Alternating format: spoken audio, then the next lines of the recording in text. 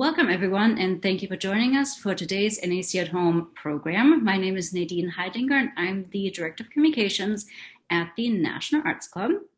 For those of you who are not familiar with the National Arts Club, we are a 501c3 based in New York City with a mission to stimulate, foster, and promote public interest in the arts. Annually, we host over 150 free programs to the public, including exhibitions, theatrical and musical performances, lectures, and readings. To find out more about the National Arts Club, you can visit us at nationalartsclub.org, or you can find us on Facebook, Instagram, Twitter, and YouTube. Today's featured book, Göring's Mann in I'm saying it in German, Göring's Man in Paris, can be purchased from our independent bookseller via a link we'll be sharing in the chat. Following the conversation will be a brief Q&A, so please feel free to use the Q&A function for any questions you might have. And without further ado, I will turn it over to National Arts Club Governor Raymond Doudt, who will further introduce the program and our designated distinguished speaker. Raymond? Thank you, Nadine, and welcome to all. This is a signal event for me because Dr. Jonathan Petropoulos is one of my personal heroes, and we've worked together professionally, and I admire his literary output for sure. I'd like to thank our executive director, Ben Hartley, and the chair of our literary committee, Rose Kernigan, for supporting this event today. And I note that we have over 800 registrants, which tells me that there's quite a lot of interest in Dr. Petropoulos and his book. Göring's Man in Paris is about Bruno Loza, one of the most notorious art plunderers in history. And as you turn the pages of Dr. Petropoulos' book, you find that Rose Valland, the famous French woman who was featured in Woman in Monuments Men, was really, Bruno Loza was her nemesis. And Dr. Petropoulos captures this story in a way that no one has, and he's a true historian. So this is a work of, I would say, narrative nonfiction that is readable, and it is a real murder mystery where we're chasing down these stolen artworks. And Dr. Petropoulos' credentials are too numerous for me to mention, and I don't want to get in the way of the many slides and the artworks that we're about to see.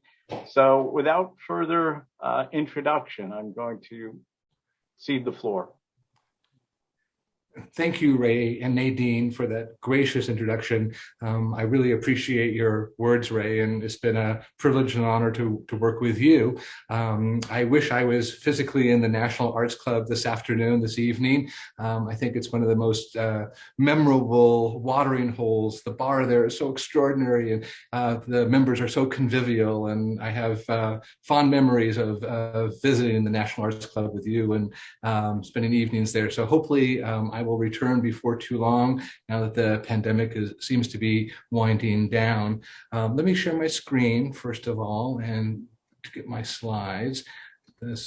I think I'm unable to actually talk without slides, but here we go. And I'm going to show quite a few slides, so we're going to move quickly. I'll aim to speak for about 45 minutes. And yes, I'll tell you the backstory of this book, which took me 22 years to write.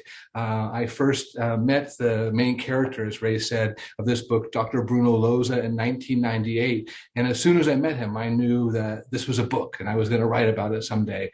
And I was able to interview him about 30 times over the next 9 years prior to his death in 2007. So I'll tell you the story of producing this book and dealing with this very complicated, this very sinister individual, Dr. Bruno Loza. The picture on the left you can see is Loza as an SS officer. He had joined in 1932 and he remained an SS officer throughout the Third Reich until 1945. And then on the right, one sees him in 1998 holding one of my books. I've always thought it was one of the stranger advertisements for my work. If we have time today, I'll tell you a little bit about the practical application of my scholarship. It's really been very gratifying to me that the research I do has real world implications. And I've worked with Ray Dowd and other lawyers trying to help Holocaust victims and their heirs recover the cultural property that the Nazis stole from them. And to give you a little bit more of context, how this book evolved, I had mentioned the trilogy I had written about Nazi art looting prior to this. The first book here, which was my doctoral dissertation, I began the research at Harvard back in 1983 and finished my dissertation in 1990. And it was about the Nazi leaders' interest in art and art collecting and art policy. And as part of the book, I reconstructed the art collections for about 15 Nazi leaders, starting with Hitler, of course, who had the Führer Museum he planned for his adopted hometown of Linz, Austria. But Himmler, who's seen in this photo, the architect of genocide, had a massive collection. Here he's giving a painting to Hitler by Adolf Menzel, for those who care. But I was able to reconstruct collections for a number of leaders. Hermann Göring, the second man in the Third Reich, had the second largest collection, and we'll talk more about that because Loza was one of his agents. Regardless, all Nazi leaders had collections that today would be valued in the tens of millions of dollars, right? Art was very important to them. And in this first book, I then analyzed this behavior. And part of it was ideological, and that's the import of this slide, right? Hitler as a knight. It was a very ideological project, right? Cultural hegemony over Europe, the assertion of power, the Führer principle, what interested Hitler would interest the subleaders, and so on. The second analytical category, the chapter of analysis, is more sociological. The Nazi leaders used art as stage props, and as they tried to ingratiate and integrate with a traditional elite, the feudal elite, if you will, princes and what have you, art and homes were these, the staging of this behavior. This is a garden party hosted by Hermann Göring in the mid-1930s, right? And you have servants in liveries, and this is all part of a show, a drama, if you will, Nazi leaders staged. And the third analytical category is more anthropological. There was a culture of gift giving amongst the Nazi leaders, with art as the favored gift. And I realized you could analyze the gifts and learn a great deal about them as individuals and collectively as a regime. And so Göring, for example, who was very powerful and highly thought of early in the war, got magnificent gifts from people at that point. But by 1944, when the Luftwaffe, which he headed, was being pummeled by the Americans, he was getting things like signed photographs instead of beautiful artworks. And so I analyzed this culture of gift giving as well. And the book, it took up big issues, how these individuals, the most barbarous, malevolent in history, could devote so much time to cultural pursuits, right? And that to me seemed a really interesting question, this nexus of culture and barbarism. And it applied to the leaders themselves, but also to Germany more generally, right? And perhaps there's no bigger image that takes up this theme than an orchestra playing Bach and Beethoven. And you think about the great cultural, artistic tradition of Germany, and how they descended into barbarism in the 1930s and 40s. And that project led directly to the next one, Faustian Bargain, which was really about the experts who aided the Nazi leaders. As I was finishing up Art as Politics in the Third Reich, one of my referees or readers said, it's really interesting, the art historians and the art dealers and the museum directors and how they collaborated, and hence Faustian Bargain. And it's very much, this book is very much the precursor to Göring's Man. And just to show you how my research has evolved in the 20 years since Faustian Bargain was published, I would alert you to point to Dr. Kajetan Mühlmann. And Mühlmann is the most prolific art plunderer in history. He stole more than any of the ancient Roman plunderers, more than Denon, who worked for Napoleon, more than any other Nazi, even more than Bruno Loza. And he's on the right here with Hans Frank, who was the general governor of occupied Poland. And Mühlmann was an art historian, continued to publish during the war. He would publish these books about how all the good culture in Poland is really Germanic culture. And this is the frontispiece from one of those volumes there, right? And it says it's published by the Office of the General Governor for Poland, a special representative for the securing of art and cultural property, SS Standartenführer Dr. Kai Mühlmann, right? And Mühlmann stole masterpieces like the Czartoryski Raphael, still the most sought after painting, the single artwork, the Amber Room as well, but most sought after painting that has gone missing during World War II. Mühlmann stole it and gave it to Hans Frank, and it was last seen in Bavaria in the spring of 1945. We're sure it survived. We just are not quite sure where. But Mühlmann and his commandos stole more quotidian objects. They took everything, you could say, but the kitchen sink. And Mühlmann, I should mention, plundered in Vienna in 1938 after the Anschluss. Then he went to Poland in 1939, 1940. And then with the conquest of the Netherlands, he was working with Seyss-Inquart, the Reichskommissar in the Netherlands, and he plundered the Netherlands. So this is from a Dutch apartment, as you can see here, right? And I just want to stress the argument that taking a people's cultural property is inextricably linked with the persecution of the Holocaust, right? Taking a people's cultural property is a way of distancing your victims from you. All of us, when we lose our accoutrements, our clothing and our property, and if we're put in a state of abject poverty and starvation, well, we don't look so good. And for the Nazis, this was a way to make their victims conform to their ideological notions about inferior Slavs and Jews and what have you. And so on this twisted road to Auschwitz, theft of property was tremendously important, not just to distance the victims, but also to show the perpetrators that they could profit from this behavior. And as you'll see with Loza, they did profit.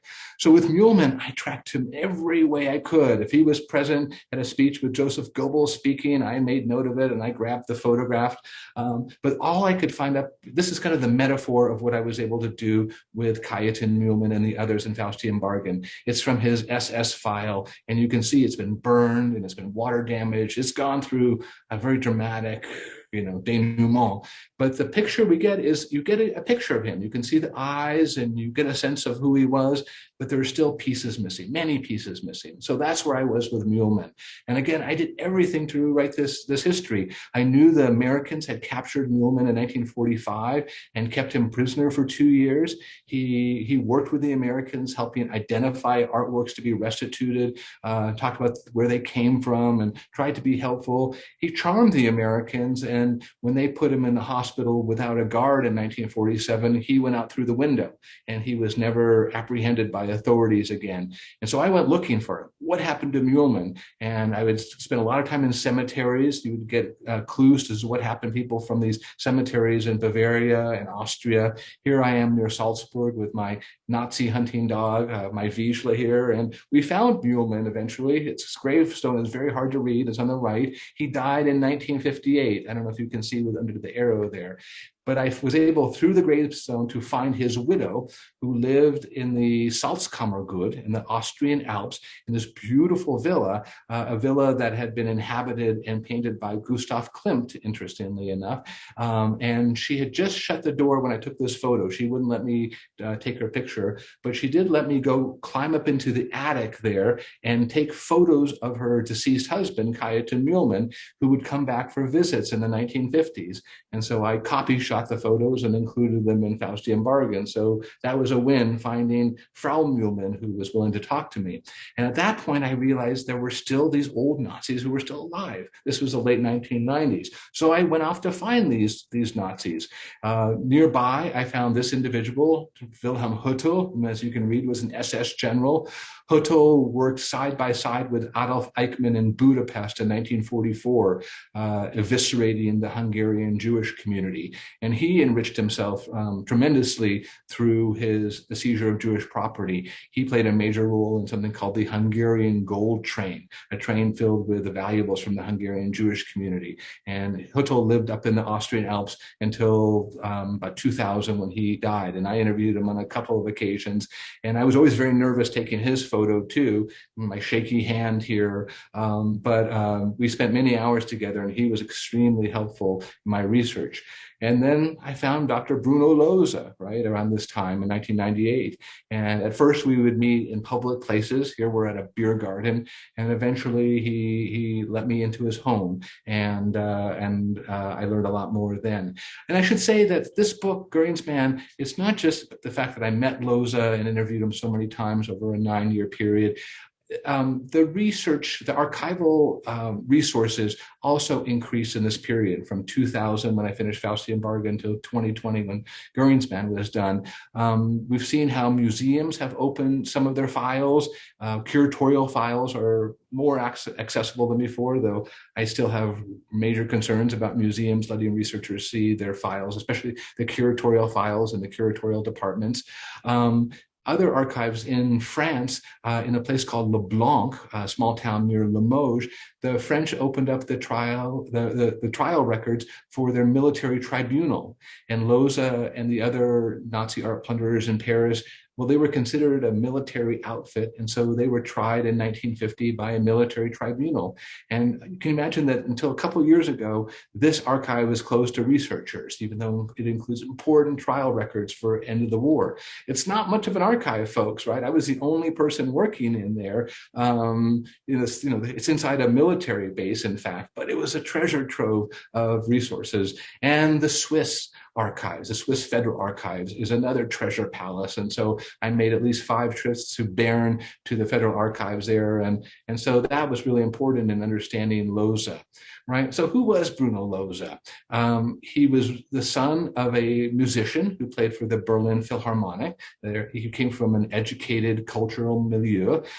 He went on to become a PhD in art history. He was a specialist in German romantics, but he also knew a great deal about Dutch old masters.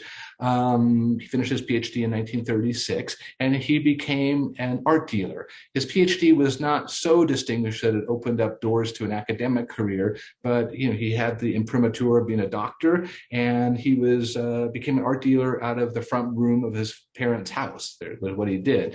Again, I mentioned he was a member of the SS. When I asked him why he joined the SS, he said it was because of the sport, and he was a terrific athlete. He was 6'4" and very fit. Later in life, he became massive. He was over 350 pounds towards the end of his life, and he was very imposing, that size there. But in his youth, he won the handball championship for all of Germany in 1934 as a member of an SS team. And I suggested there are other ways to play sports than to join the SS. I didn't believe that argument whatsoever. As I said, he remained a member in good standing. This is Himmler personally promoting Loza on the 20th of April, Hitler's birthday, 1942. Loza also directed artworks to the Reichsfuhrer SS Heinrich Himmler and was in good standing. Loza was in good standing with Himmler. But really, Loza became Göring's man, right? And was devoted to Hermann Göring, the so-called Reichsmarschall. Loza had been conscripted into the German army in 1939, and he had fought in Poland. He had actually been injured in Poland, got some shrapnel, and he was recovering in East Prussia when he got a telegram, and he said, Göring needs art agents in Paris. There's a lot more to do there than was anticipated. Did Loza want to leave the East and come to West and work as an agent, an art agent in Paris? And Loza later claimed that he was forced to do so. We did this under duress. It was an order. But rather than go into the Soviet Union in this, Vernichtungskrieg, as the German call it, this war of annihilation, he chose to go to Paris, and you'll see why. The task was to help the Reichsmarshal build his collection. We now know that Göring had over 2,200 artworks, pictures in his collection, which is not far behind the National Gallery of Art in Washington, D.C. Carenhall, his estate about 60 miles northeast of Berlin, was the main repository, but he had other castles that he filled with artworks there. And the way Göring bought a great deal, but a major source of the art was going to Paris, going to the Nazi plundering headquarters there in the Jeu de Paume Museum, part of the Louvre complex. The agency was called the Einsatzstab Reichsleiter Rosenberg. We call it the ERR, it's a lot easier. And Loza had been attached to the ERR. And Loza organized the visits. Göring was there on 20 occasions, one time before Loza arrived, and Loza organized the other 19 exhibitions. And Göring would come in and select the works that he wanted for the collection. And you can see they developed a kind of connection there, a rapport. Loza was very self-confident. He would study, he'd prepare for the visits, and he would oftentimes come up with attributions or suggestions that they're seemingly bold. And Göring liked that. He liked this self-confident, handsome, athletic, young art historian. And Loza had these photos of his visits with Göring that he kept with him his entire life. When Loza passed away, he willed them to me. He left them to me. And so I have Loza's collection, and you get a sense, what it was like to be in the Jeu de Paume when Göring arrived. You get a sense what it was like to be an ERR staffer, right? Despite the wartime privation, despite the rationing, this was the war for the plunderers, right? We had wine, we have silverware, we have beautiful salmon there, right? And so they lived very, very well. Loza had many girlfriends, romantic, episodes.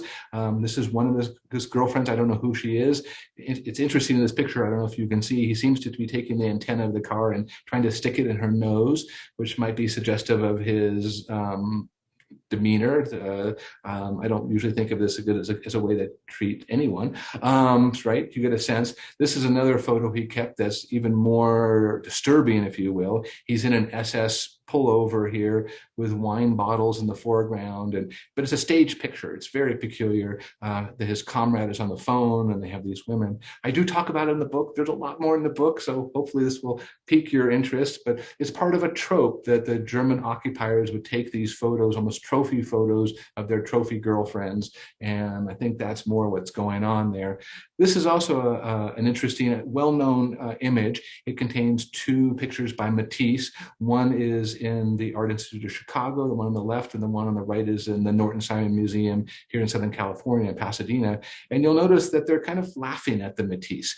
Göring had progressive taste by Nazi standards, but Matisse was still a bridge too far. He liked some Impressionist works, even some Van Gogh, but Matisse with the colors and the abstraction. So Göring did not acquire this, but this is a kind of art that Loza could grab for himself. There was a great deal of embezzlement, of graft in the ERR. The so-called degenerate works that Hitler had proscribed decisively in 1937, they were kept in a sequestered space, right? The Room of Martyrs.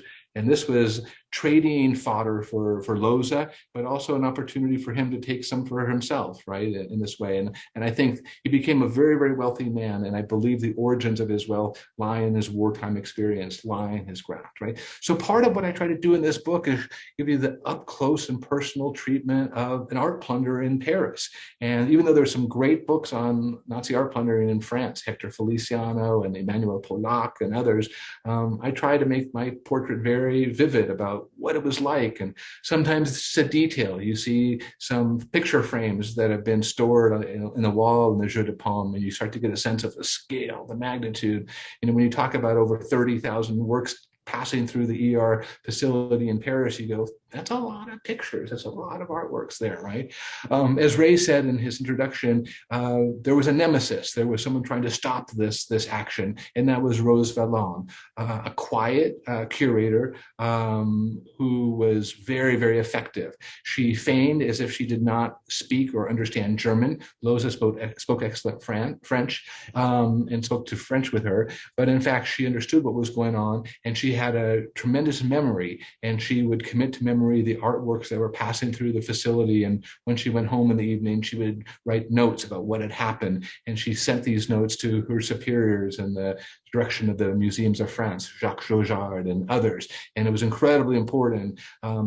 After the war, she became a monuments officer. I don't like the phrase monuments men, because there were important women who were monuments officers, Edith Standen and others, Ardelia Hall. And so Rose Valland, maybe the most important monuments officer of all American, French, because she was dedicated for years and years after the war to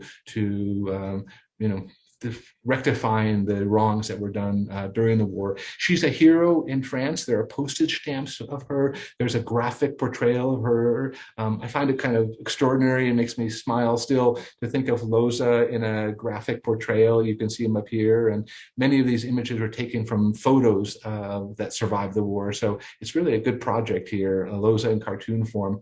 The other little tidbit or fact that I find really interesting, Max Beckmann is one of my favorite artist, maybe even my favorite artist. And he had these very difficult allegories and symbolism, but we found one painting, and it's very clear that he has represented Bruno Loza in the painting. He's also, this is Loza on the right here, and then another art plunderer named Erhard Goeppel, who worked for Hitler. And Erhard Goeppel was one of Max Beckmann's best friends and was supplying him with food and paints and delivering mail to Beckmann and taking pictures away. And Goeppel and Loza were rivals, and Beckmann paints them as croupier with these sinister black kind of terrorists, maybe symbolic of the SS behind them. They literally have blood on their hands. We know that this person in the bottom right holding the mallet is Pierre Bonny, head of the Bonny Lafont gang. They were also known as the French Gestapo, and they would work with the Germans to interrogate prisoners, and Bonny was known for using a mallet to torture people. And so Beckmann has this complex symbolism here, but I think how extraordinary that Loza is captured by Max Beckmann. There's Loza there. Okay, at war's end, Loza left Paris, of course, because Paris was liberated August 1944, and he went to Neuschwanstein, Mad Ludwig's castle, Mad King Ludwig's castle, and this was one of the major repositories for the ERR. There were others, but over 21,000 ERR stolen works were here, and you can see how difficult it was to get the works up to the castle, and then eventually for the monuments officers to bring them down. They had the card catalog for the ERR that was there, and this was an incredibly important resource because this was the record of where the artworks had come from, critical for any restitution work. And there were many Nazis at war's end who didn't want to leave anything to the Allies, to the opposition. They argued for a scorched earth policy. Some of the radical Nazis even wanted to blow up Neuschwanstein and the art, and also the salt mines at Altausee that had over 8,000 paintings there, and they had to be thwarted by a kind of resistance group. And Loza deserves some credit for protecting the card catalog and the art in Neuschwanstein. He talked down some SS troops that came up and said, leave it alone. And thankfully they survived. Loza, when he was arrested on May the 4th, 1945, was sitting on the wall at this convent nursing home right below Neuschwanstein. He was holding a book in French about Jeanne d'Arc, trying to show how he was sophisticated. He was an intellectual. He spoke French. And he was arrested by this gentleman in the center. This is James Rorimer. who went on to become the director of the Metropolitan Museum of Art, first Jewish director of the Met too, and a very important monuments officer. And Rorimer knew who Loza was when he was a director of the Met and kept his distance from Loza, but that can't be said for all the monuments officers or even all the Met employees. Loza, like the other art plunderers, was sent to this house near Althausen in the Austrian Alps in June 1945. And he was kept there for about 2.5 months with, again, the other art plunderers, and they were interrogated. And they were interrogated by 3 OSS officers. This was one of them, Ted Rousseau.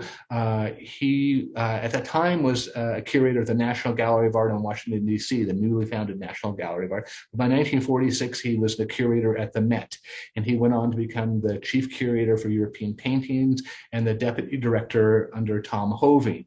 And Rousseau interviewed Loza all summer, and Loza made a pretty good impression on Rousseau. The Americans handed Loza over to the French, who, as I mentioned earlier, put him on trial before a military tribunal, and that was 1950, right? So Loza spent 5 years in American and then French custody, which was a long time for an art plunderer. Most of the art plunderers were let out much, much earlier than this. And so Rousseau had some sympathy for Loza because he was spending more time in prison than any of the others, or most of the others there.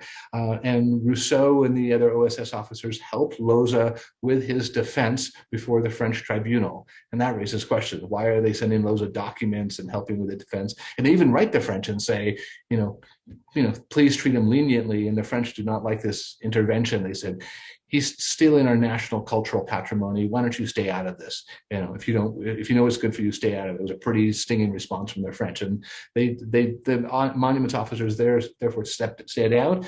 But the tribunal acquitted Loza, which is a huge question. Why would they acquit this man?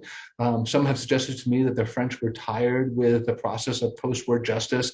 They had been through all the épuration, the purges there, and they just wanted to get on with their lives. The myth of the French resistance took hold. Everyone was in the resistance, right? For whatever reason, they acquitted Loza, and that allowed him to go back into business. Had he been found guilty, he would not have been licensed. He would not have been able to return in the same way he did. But he went back. He called himself an art historian, Kunsthistoriker, but he was a dealer, right? He was a dealer there. And within a few years, he had moved to this apartment in Munich, Bogenhausen. He was in the top apartment with these windows. This is where I ended up going to see him on a number of occasions. And it was, in some ways, it was a modest apartment for how much money he had. He could have had a huge villa on Lake Starnberg or something like that. But I think he was trying to still stay below the radar a little bit. But still, I have to admit, when I went into this apartment the first time, and I came into the first room, and it was filled with German expressionist art. And there was works by Emil Nolde and Gabriele Munter and Marianne Verskin, and these beautiful canvases and watercolors. I thought, oh my, another room to the right had Dutch old masters. And every time I went on a visit, I'd try to remember one picture, and I'd come out and I'd draw a sketch of it and try. I even considered carrying a hidden camera in there, but I didn't do that. I did videotape Loza once, and that's another story. But I did my best to try and document this collection and keep others in the field apprised of what I was learning. We see Loza surfacing, especially by the mid-1950s and 1960s. Here he's offering a Murillo Spanish Baroque painting for 1.5 million Deutschmarks here to the Bavarian State Painting Collection. He was like many others, and that's, I think, one of the reasons the book hopefully resonates with people is important, because he wasn't alone. He's representative of these Nazi art plunderers who were able to revive their careers. Now, to take another example, Walter Andreas Hofer, who also worked for Göring, was the director of Göring's collection. Loza was the agent in Paris, and Hofer was a director. He was back in business and putting advertisements in the art periodicals. This is from Die Weltkunst, that's published in Munich, and you can see Hofer's offering this picture. Hofer lived in this beautiful apartment overlooking the English Garden in Munich. Right below him was another important dealer named Karl Haberstock, and because they had both relocated from Berlin, bombed out, surrounded by the Soviet occupation forces, not a good place for the art world or the art trade. So they moved to Munich, and Haberstock worked out of his apartment too. Both Hofer and Haberstock didn't have commercial galleries. They worked out of their homes, but they were very successful. Haberstock ended up giving most of his collection to his hometown in Augsburg, just north of Munich there. And they have a beautiful city palace, the Schützler Palais, and he was honored when you went in. There was a big portrait bust of Haberstock till a few years ago. There's still a street in Augsburg nearby named after him. Again, he's a Nazi art dealer. He sold more to Hitler than any other person, at least until 1943. Then there's another dealer, Gurlitt, who actually sells quite a bit to Hitler. But it's kind of extraordinary. Here's the Gurlitt, right? You may have heard of Gurlitt's son, who was found with a cache of about 1,600 pictures in Munich and Salzburg, and they belonged to his father Hildebrand Gurlitt, who had been another dealer. And so this is one of the networks that take hold in the post-war period. They're rooted in the wartime networks, right? The relationships formed during the war, but they continue after the war. And the center is Munich, right? Where the Gurlitts and Loza and Haberstock and Hofer and others were there, but it radiates outward. I talk about the Golden Quadrangle there, which is Bavaria, and it adjoins Switzerland, right? And that's a place of banking secrecy and free ports, and very important to the trafficking in looted artworks.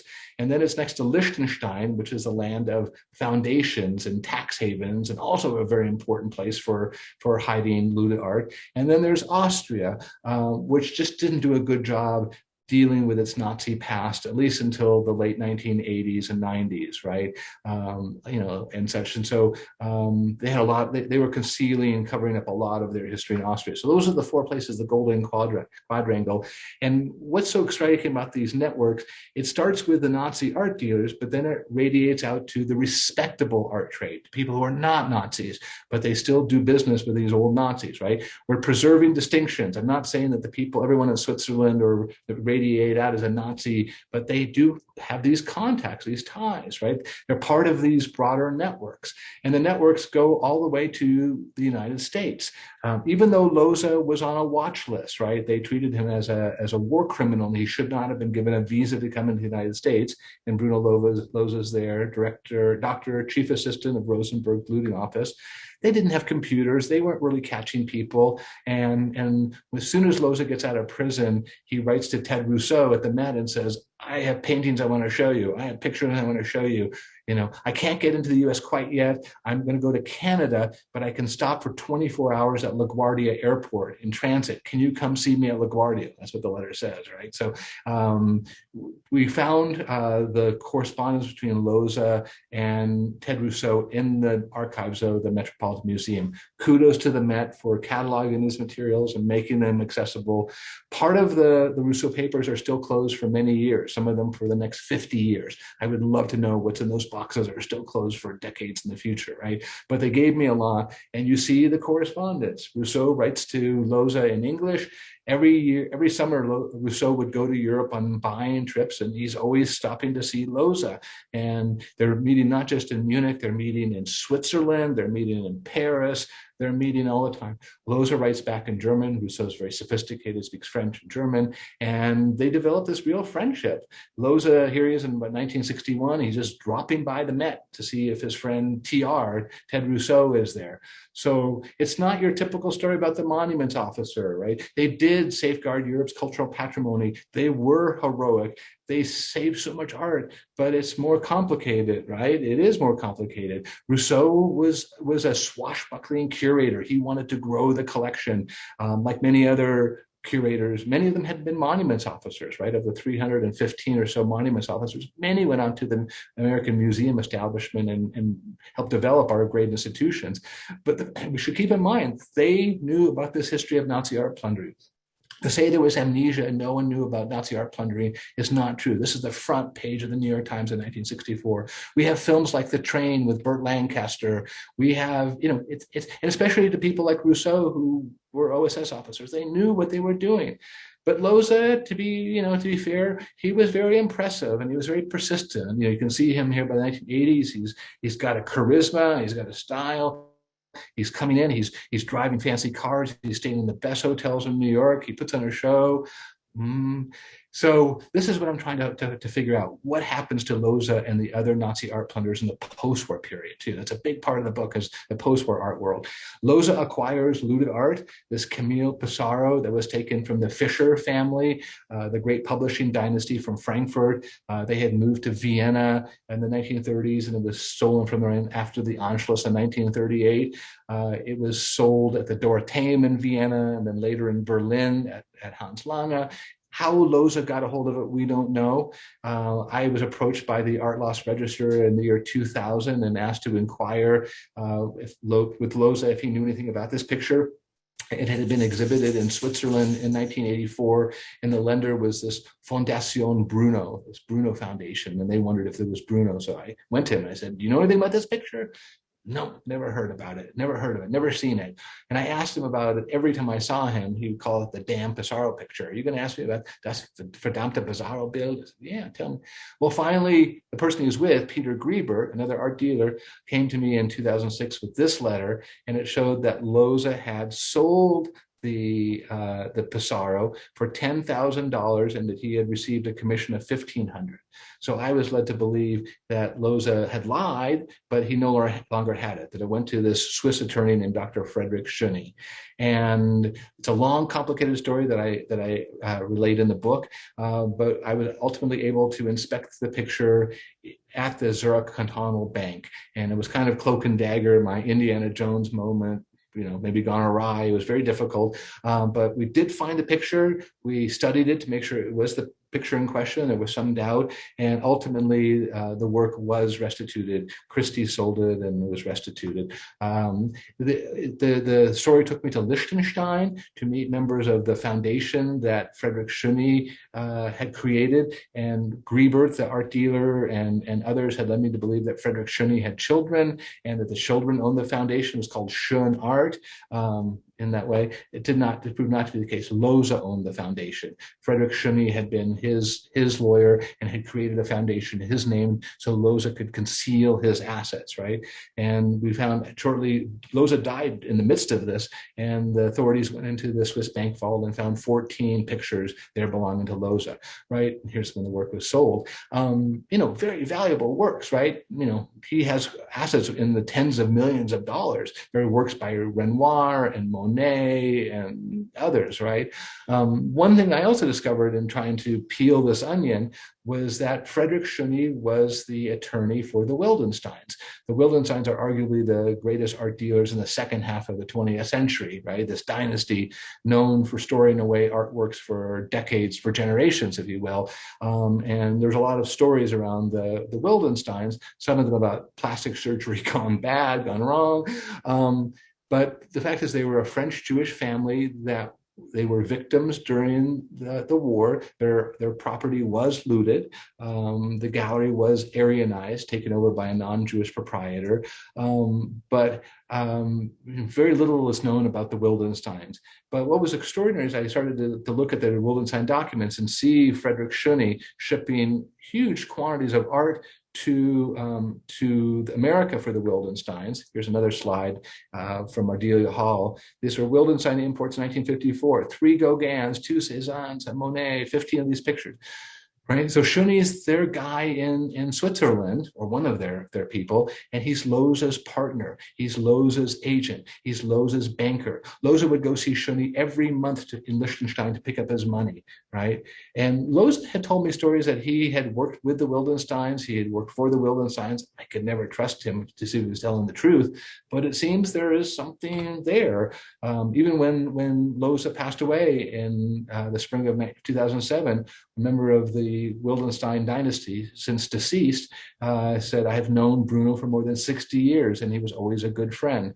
So this is one of the questions that I treat in the book. Why were the Wildensteins working with Loza? Did they use him as a sub-agent? Why would they do that, right? Was business of paramount importance that they would work with this SS man, right? Museums bought from Loza. They didn't always know they were buying for Loza. He sold these 2 pictures by Dürer, or sometimes they're attributed to the workshop of Dürer. There's a discussion about that, a debate, called the Kaiser picture. One's of Charlemagne and the other one's of Sigismund. He sold it to the German Historical Museum. And I wrote to the German Historical Museum. I said, you bought some pictures from Loza. And they said, no, we didn't. And I wrote back and said, well, he probably used a cutout, an intermediary. Did you buy them from Peter Griebert, his friend and sometimes partner? I said, yeah. And so the German Historical Museum did a small exhibition on these pictures and their history and documented the acquisition. But Loza was selling to institutions, even when institutions didn't fully recognize that, by using intermediaries. And here's the document, right? The Kaiser Builder from Albrecht Dürer and Workshop, Peter Griebert, selling this way, right? So there is a tremendous amount that we have learned about Loza and his post-war career, and there's still a great deal we don't know. This is his grave. It's in a beautiful cemetery in Munich, a cemetery reserved for artists and cultural figures. It's a real honor to be buried in this cemetery. And wouldn't you know it, the Loza finds his way into this Bogenhausen cemetery there.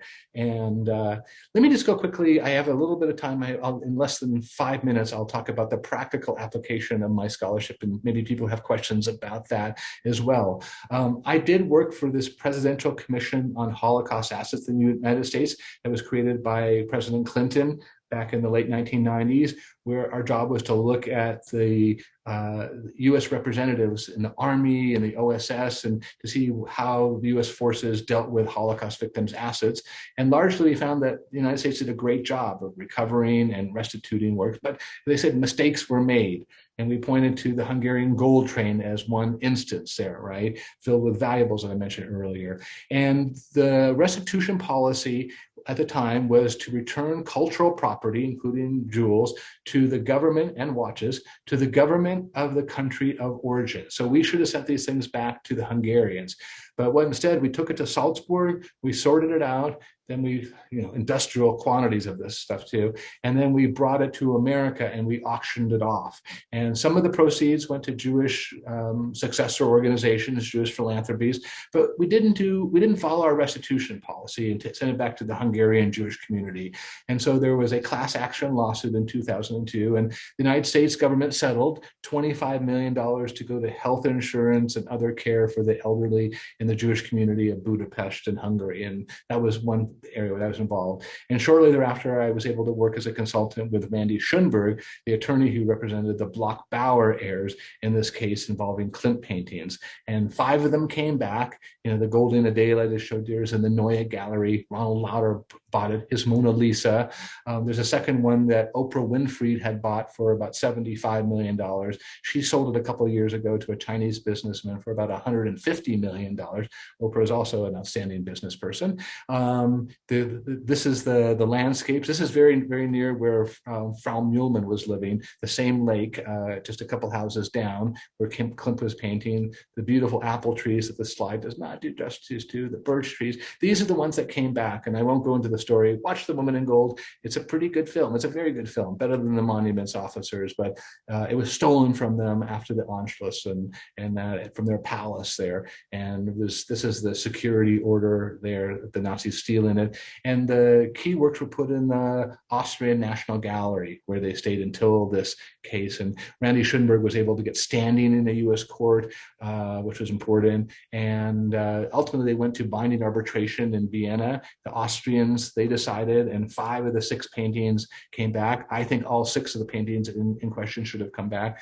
That the heirs lost out on one painting they should have had, but it was still an extraordinary result. The paintings were shipped to Los Angeles, and the LA County Museum of Art exhibited them. And this is Randy Schoenberg and Maria Altman, who's the Helen Mirren character. She does a great job in the film, by the way. And Lauder buys it. And everyone was feeling so good about restitution in 2006 when they came back. I went to the auctions at Christie's, and it was a magical night there. Lawyers got interested too, because the sums became evident, right? That the 5 Klimt paintings sold for about $330 million. And so that focuses the attention there. But then things changed in terms of litigation and the restitution landscape. Museums became much more combative, I think that's a word, and they hired outside counsel to defend them, and all the outside counsel would know is how to fight fiercely and to use every resource they had. And we see a lot of I call and others call technical defenses to rebut these claims. By technical defenses, we mean statute of limitations, we mean laches, which is why didn't you go after it earlier? It means choice of law, if they try and use European laws that are less favorable to claimants. It means excluding evidence. I had reports kept out of evidence. These are the type of tactics that the museums are using. And time and again, we see these cases that were compelling claims rejected due to a technical defense. The heirs of George Gross, they wanted these 3 pictures from MoMA, dismissed statute of limitations. The chronics that are in the Norton Simon Museum, complicated choice of law decision there.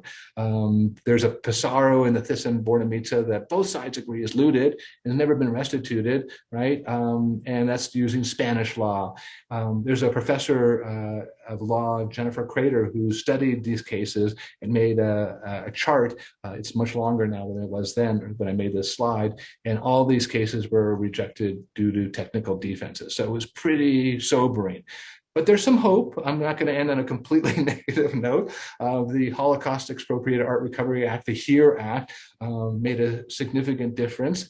It took away some of these technical defenses. I'd let Ray Dowd answer those questions if they come up in the Q&A.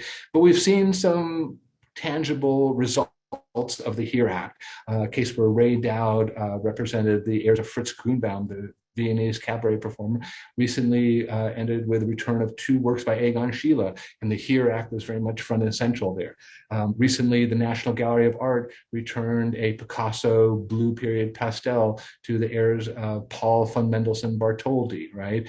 So that was a win for those pursuing restitution, right? So what can we say in a way? It's justice, but to use the words of Stuart Eisenstadt, imperfect justice, right, that we're dealing with. It's still difficult and expensive to litigate and win a case, but we have some successes, and the HERE Act is a positive step in that direction. And we still have a lot of work to do. There's still a lot in Switzerland. The bank vaults have not been made open, The free ports are still packed with cultural property. We don't know what's in Latin America. Russia still has trophy art. There's so much to do.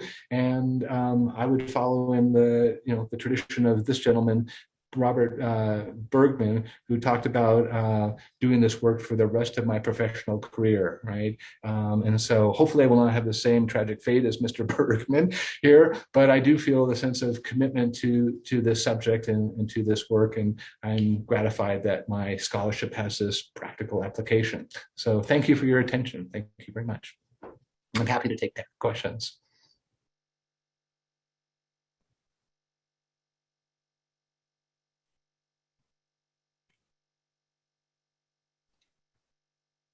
Thank you, Dr. Jonathan Petropoulos. And I'd like to remind everyone that using the chat feature, we'll be able to take some questions. So as a reminder, we'll be sending there's a link in the chat as to where you can buy Göring's Man in Paris. And the National Arts Club has secured a discount for the book. So please look into that.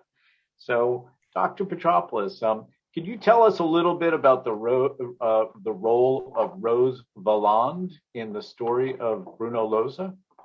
Yeah, great question about Rose Valland. Rose Valland was unique in the ERR facility because she had the ability to go anywhere in the ERR facility. There were French workers there who were schlepping, if you will, artworks around in crates, but they were limited to the external part of the building. But Rose Valland could go anywhere. And she had a small office near the front door. And so she would see who's passing in and out. And so, as I said, she took these extraordinary notes. They're in the archives. They used to be in the Louvre themselves. When I first looked at them, it was wonderful to go into the Louvre archives and see her notes. Now they're in the Foreign Ministry archives, La Courneuve, there. And you see these detailed notes and how she put her life at risk. Early early on, Loza's nominal superior, Baron Kurt von Baer, he mistrusted Valland, and he wanted her arrested and deported to the east, where she almost certainly would have perished. And actually, Loza saved her on those occasions and stood up to von Baer and said, "No, I need her." It would come back to haunt him, to bite him, if you will, because she had amassed all this documentation. And so when Loza was arrested in 1945, Valland became one of the lead investigators. She went to Berlin and looked in his apartment there, and was trying to find artworks that he had stashed away.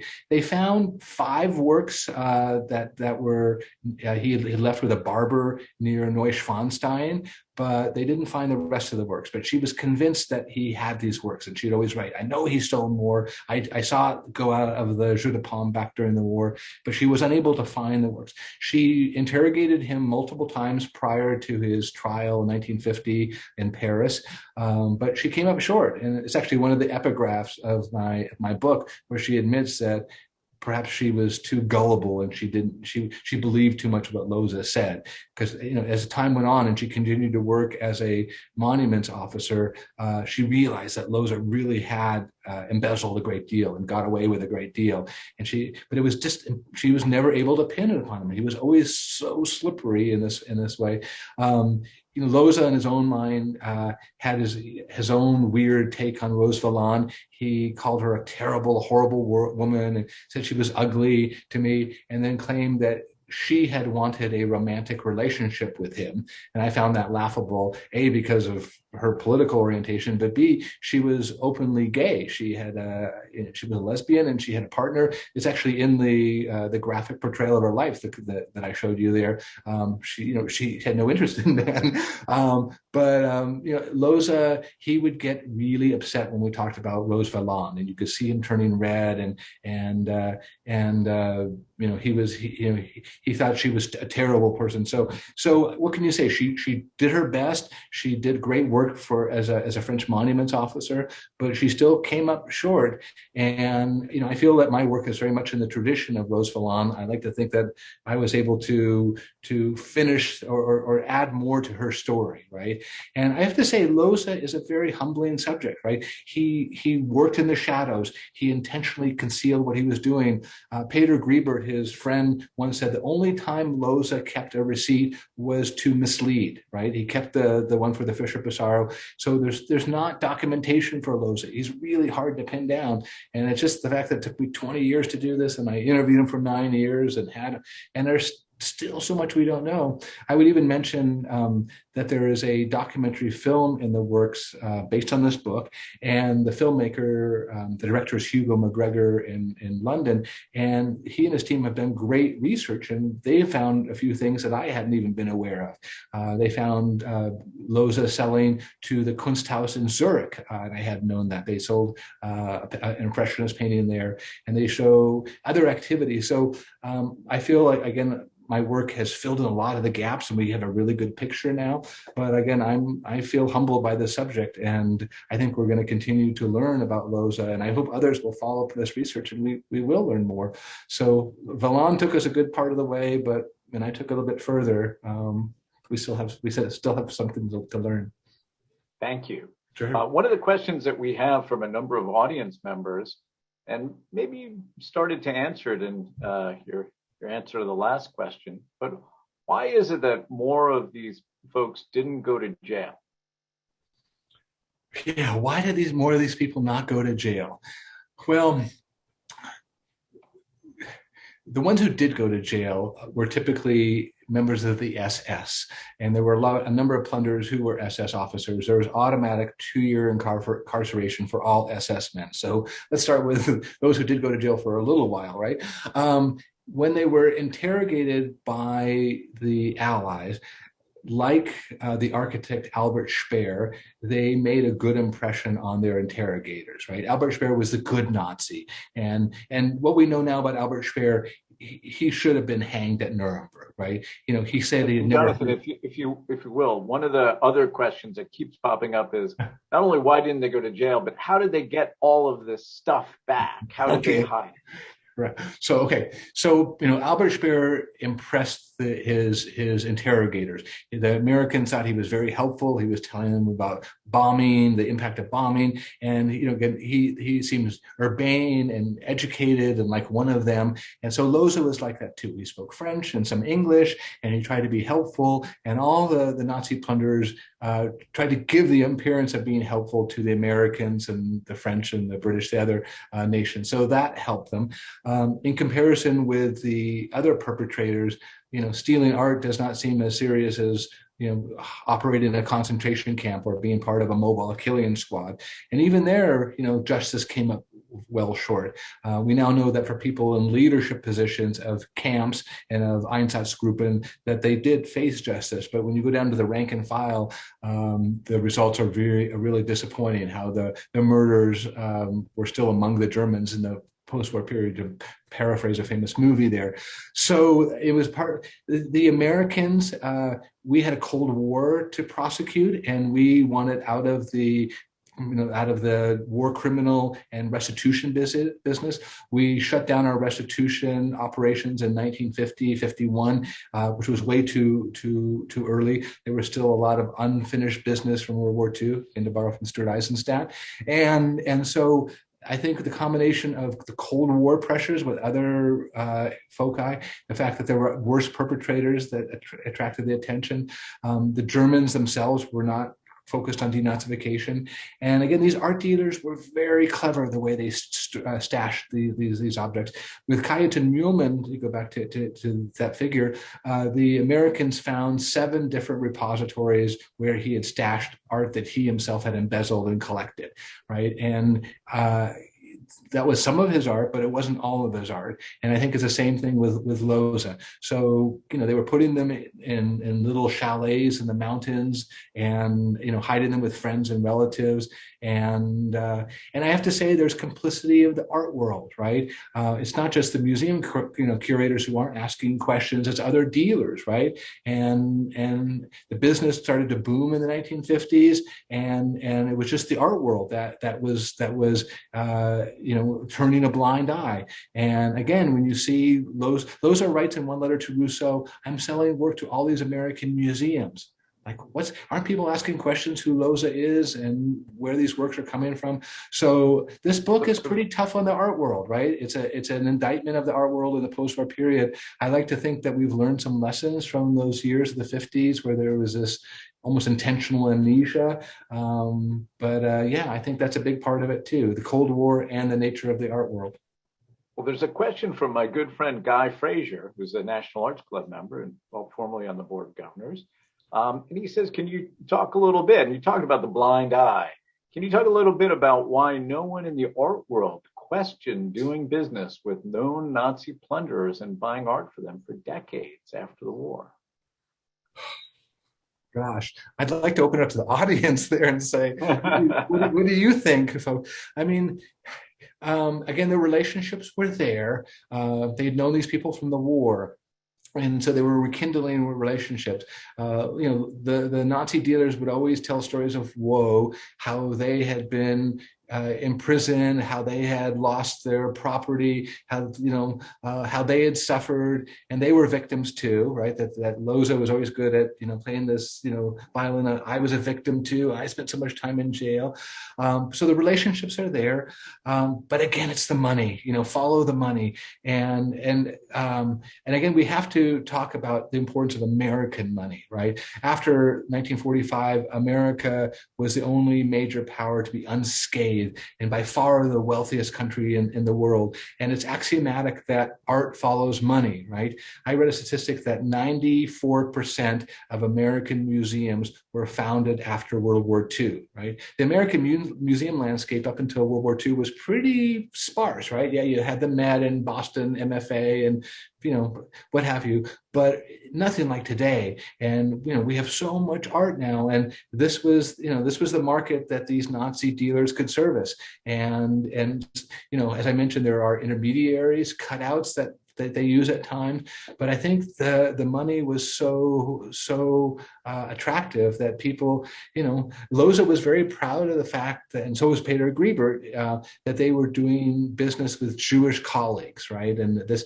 like, that were accepted again as professionals. They treat us respectfully. There was trust there. They were doing handshake deals with their Jewish colleagues. And I don't know. It's hard to know, but all I can see is that the money, as well as the politeness, right?